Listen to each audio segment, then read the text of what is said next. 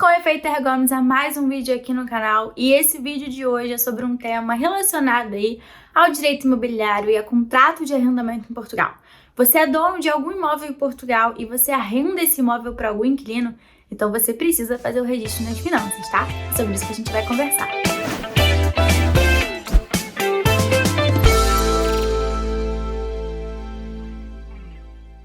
Para quem não conhece, meu nome é Gabriela Sá, eu sou advogada em Portugal já há quase 4 anos, resido há quase 5 anos e atuo também nessa esfera do direito imobiliário. Em primeiro lugar, é importante falar aqui para vocês, gente, que é uma obrigatoriedade do dono do apartamento de um imóvel, seja ele imóvel para fins habitacionais ou para fins comerciais, tá? Se você arrenda esse imóvel para alguém, para um terceiro, você precisa fazer o registro nas finanças e pagar ali um determinado imposto, que é isso que a gente vai conversar aqui nesse vídeo. Essa obrigatoriedade está disposta na Lei 82/B de 2014 e essa obrigatoriedade é do senhorio, ou seja, quem é o proprietário daquele imóvel. E como que você faz, como que você comunica, como que você registra? Registrar, né? Em Portugal se fala registra, minha língua coça, porque eu falo, no Brasil é registro, mas em Portugal é registro. Enfim, como que você faz esse registro ou registro desse contrato nas finanças? É muito simples, você vai fazer de forma virtual. Provavelmente, né, óbvio, se você tem imóvel em Portugal, com certeza você tem seu NIF, porque é imprescindível para quem tem um imóvel em Portugal ter um NIF. E aí, quando você recebe esse NIF, quando você tem esse NIF, você também recebe uma senha para acesso ao seu portal das finanças. Então, você vai entrar lá com o seu login, que é o seu número de NIF, e a sua senha, tá? Você pode colocar no campo de busca mesmo, registro contrato de arrendamento, registrou. E aí você faz essa comunicação pelo próprio portal das finanças. Quando você abrir essa página, você vai ver lá que tem várias informações que você precisa colocar. Qual é o tipo de contrato? É para fins habitacionais? É para fins comerciais? Quem é o seu inquilino? Quem é o seu arrendatário? Quem que está arrendando aquele imóvel de você? Né? Você vai colocar os dados lá dessa parte, dessa pessoa ou dessa empresa. Você também vai colocar a data de início. Você vai comunicar se teve pagamento de caução, se não teve pagamento de caução, se teve pagamento de renda antecipada. Como que é feito esse controle do que você recebe através desse arrendamento? Através dos recibos que você tem que emitir. Toda vez que você receber o valor desse arrendatário, você precisa emitir para ele um recibo. E aí, nesse recibo vai ter lá dizendo se é uma caução, se é um adiantamento, tá? Qual é o tipo, né, desse serviço. Então, basicamente, a opção que você vai apertar lá, clicar, né, colocar no site vai ser de comunicar início de contrato, tá? E aí, como eu falei, você vai colocar o tipo desse contrato, a data de início dele, os dados, né, da parte que é arrendatária e principalmente o valor que está sendo arrendado. Então, por exemplo, eu tenho uma cliente que ela tem um imóvel no fundão e ela recebe 400 euros por valor de arrendamento. Eu que trato dessa parte dela de emitir os recibos e fazer essas coisas. Então, todo mês eu emito para ela esse recibo, tá? Porque ela não mora em Portugal, então é mais complicado, ela tem que ficar tratando dessas coisas mais burocráticas. Até porque também sou eu que elaborei esse contrato de arrendamento, que tratei de pegar as assinaturas, fiz o registro para ela das finanças, então eu que trato dessas partes para ela, porque ela não mora em Portugal.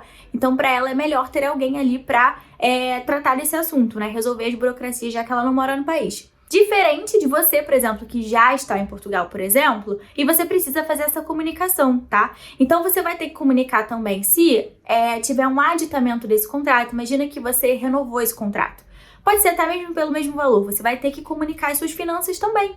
E é tudo através desse mesmo portal. Sobre valores, há algum custo para fazer o registro desse contrato de arrendamento? Não, gente. A isenção de custas é feita de forma online e você não tem que pagar nada para as finanças, tá? Conforme eu falei, o impacto que vai ter em relação a que todo mês, né, se for uma renda mensal, todo mês que você receber essa renda, você vai ter que fazer o recibo dessa renda, ok? E você tem que enviar esse recibo dessa renda para o seu arrendatário, ele precisa ter acesso a esse documento. Ah, doutora Gabriela, mas e quando eu faço esse registro nas finanças desse contrato? Eu tenho que pagar algum imposto?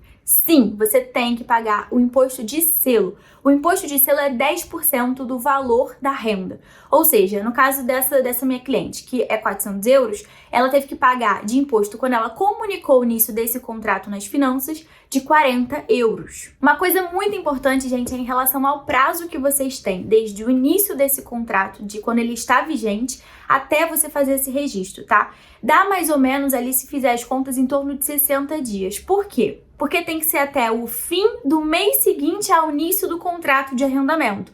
Ou seja, se o seu contrato de arrendamento começou, esse vídeo é em fevereiro de 2023, em fevereiro de 2023, o fim do mês seguinte, né, ao início do arrendamento, é o mês de março. Se é o fim de março. Então, se ele começou início de fevereiro, aí você vai ter até o último dia, né, o fim de março, para fazer essa comunicação para as finanças. Porque senão, aí sim, você pode pagar a coima, tá? Isso dá em torno de 60 dias. Então, pode ser falado tanto 60 dias, como dessa forma, fim do mês seguinte ao início do contrato de arrendamento estar vigente.